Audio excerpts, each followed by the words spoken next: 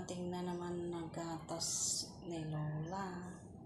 30 pieces po yan. 30 bottles. Kanina, nakita ng anak ko.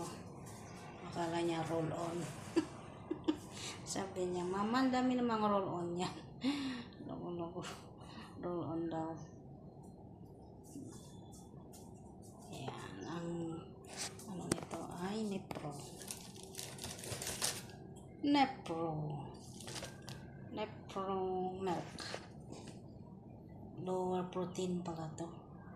Complete renal nutrition. Para kay Lola po yan. Ayan. 30 bottles po to. Hindi pa niya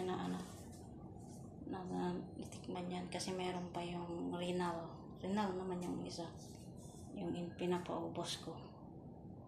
Nepro, diba? Mahaling gatas po to.